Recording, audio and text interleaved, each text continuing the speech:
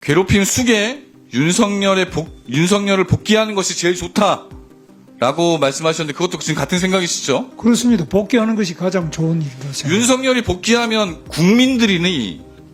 국민들과 공무원들이 또다시 계엄의 공포에서 떨어야 합니다. 이런 트라우마를 또 겪을 수도 있어요. 지금 방금 말씀하신 건 국민에 대한 2차 가해입니다. 직장 내 괴롭힘이 이런 문제라고 생각 안 해보셨습니까? 제가 직장 내 괴롭힘을 국한해서 말씀드렸지만 국민들이 받는 고통, 그 트라우마를 어떻게 치유해야 됩니까? 그런데도 지금 윤석열 복귀해야 된다고 말씀하시는 건 국민에 대한 모독입니다. 김문수 장관님, 네. 장관님께서는 그동안 역사 왜곡, 계엄 옹호, 반헌법적 발언, 노조 탄압 등 수많은 의혹과 논란의 중심축에 있었습니다. 노동자의 권리를 보호해야 할 위치에 있었음에도 불구하고 오히려 노조를 악으로 규정하고 헌법이 보장하는 노동권마저 부정하면서 노동자를 적대시해 왔습니다. 더욱이 최근에는 국민적 갈등과 대립을 부추기는 정치적 메시지만 집중적으로 쏟아내고 있습니다. 국민을 갈등과 분열로 몰아넣고도 반성조차 없는 모습 참으로 개탄스럽습니다. 이러한 장관님의 무책임한 태도에 대해 강력하게 따져 물어야 마땅하지만 오늘 이 자리에서는 프리랜서 노동자들이 직면한 노동 현실의 문제점을 먼저 지적하고자 합니다.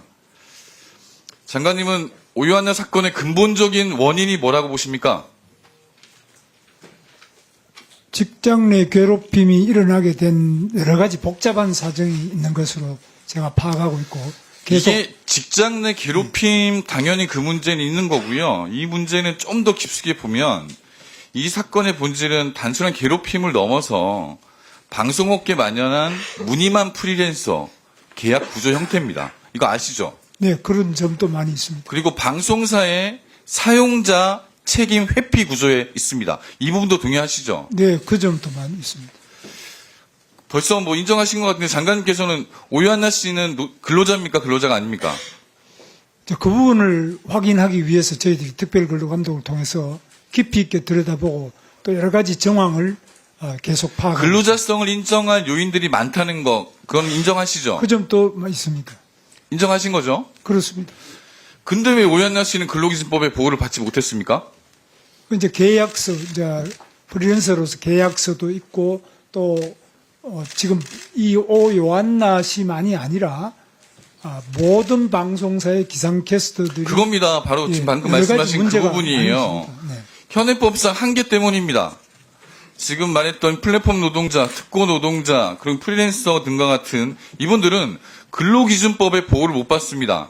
이 말은 직장 내 괴롭힘 금지 조항에 적용을 받지 못해요. 법적 보호를 받을 수 없는 상황입니다. 이게 바로 이 사건의 핵심입니다. 오 씨와 같은 프리랜서, 특고 노동자들이 근로기준법 적용 대상이 되어야 합니다. 즉 근로자가 되면 됩니다. 그걸 지금 하면 되는 거예요. 모든 일하는 노동자가 근로기준법의 적용을 받아야 합니다. 그래야지 이런 직장 내 괴롭힘에서 보호를 받을 수 있는 거예요.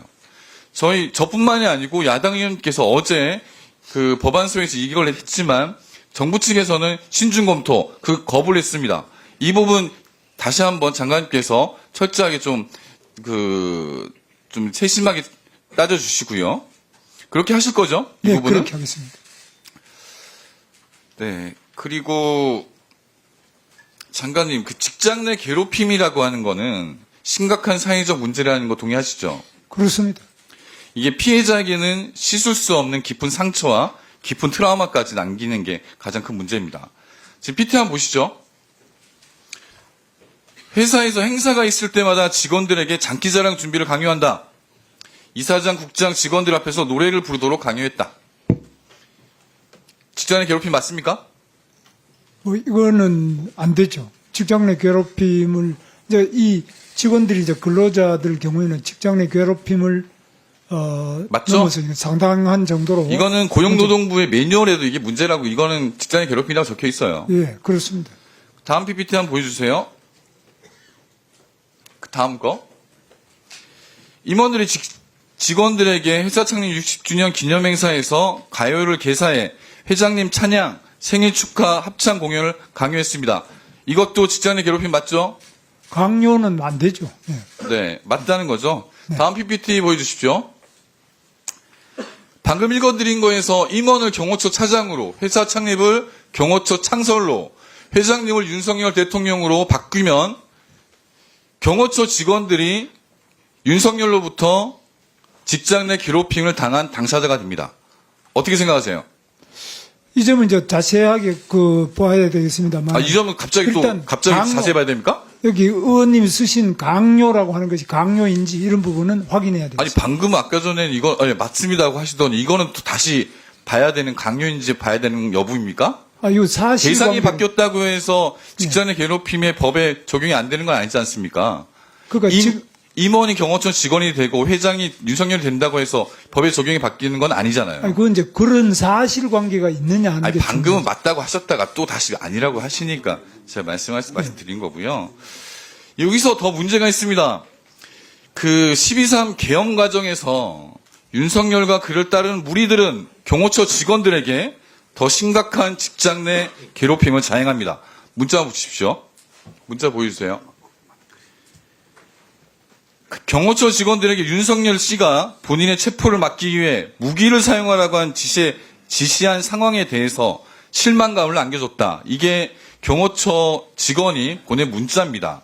이게 언론에 나온 문자예요. 문제는 여기서 끝나는 게 아닙니다.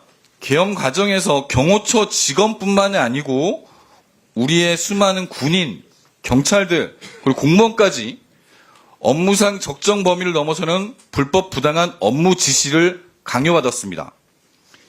대통령의 정치적 목적을 위해서 물리력 사용을 강요받았고 실체를 알 수 없는 작전에 투입되고 외부의 적이 아닌 국민들과 대치해야 하는 상황이 됐습니다. 결국 본인이 계엄군이라는 불명예를 안고 평생을 살아야 하는 트라우마가 생긴 겁니다.